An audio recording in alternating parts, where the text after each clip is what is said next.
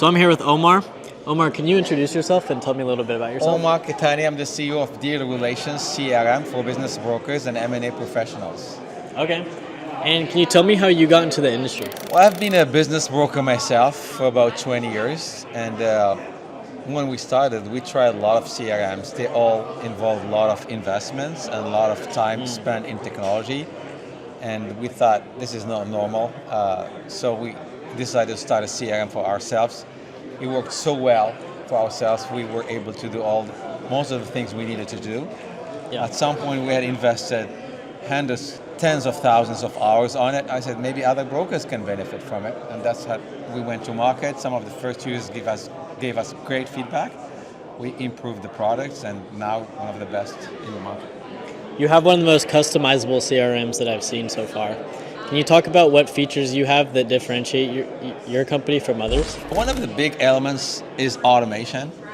Okay. The business brokerage industry, there's a lot of time spent on NDAs, CIMs, sending files, filing this information.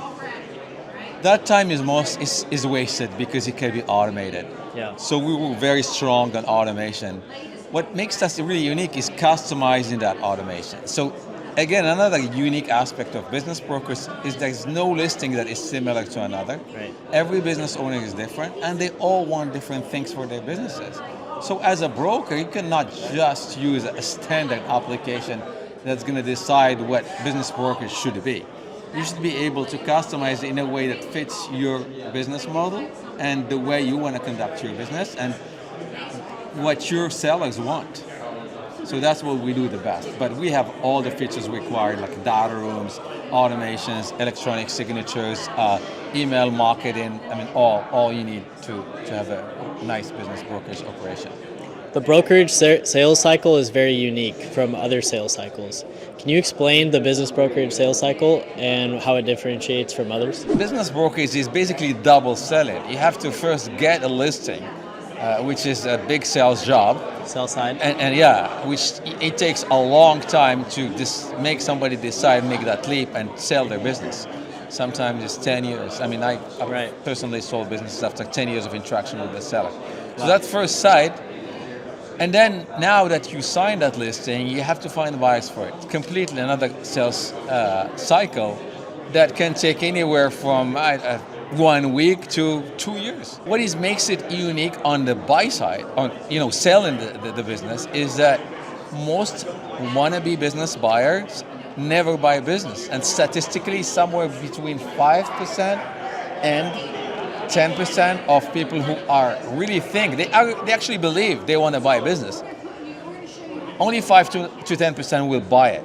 And the other 90% will end up finding a job doing something else. They just don't have the guts to close on that deal, or are not lucky enough to find the right deal for them, or end up finding a job and then not becoming an entrepreneur. And that's the hardest side of business brokerage, is that you're talking to all these people, most of them will not buy, and this is where you need automation, because if you spend your whole day with people who never buy anything, you can't make a living. So you need to spend the minimum amount of time per buyer to make this business a success. Okay. Technology is so prevalent these days. Why are workflows, automations, and software like yours so important? Again, time, I think, is a key element. The side of the business that is not adding a lot of value, as automated possible, so you spend the minimum amount of time. And what is actually added value in this business is getting listings, especially if you're on the sales side. If you can most brokers spend 90% of their time talking to buyers and only 10% talking to sellers.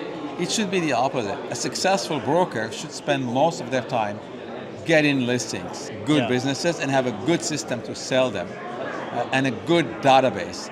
And I cannot stress the importance of database. I've worked with brokers who have been 20 years in the business and still relying on websites to get leads. When if they had a good database, they wouldn't need even those websites. Their own database is enough to sell a business in much faster time. Some websites really add value. I think at the end is a combination of websites. I wouldn't say that you need both your database and websites to get the leads to feed your database. So both are as important. And where do you see this industry going in the future? AI is a big element. It is helping shape the industry. Using AI in marketing, in writing sims, in the CRM itself is a good element. The industry is going to grow just because I see more entrepreneurship becoming the biggest part of the economy. Larger corporations are getting, there's more, downsizing, and a big portion of those people don't necessarily have a choice of getting employed at any age. A lot of them will go and start businesses, and the more businesses, the more small businesses there are, the more business need to sell because people need to retire. Yeah. Okay. Awesome.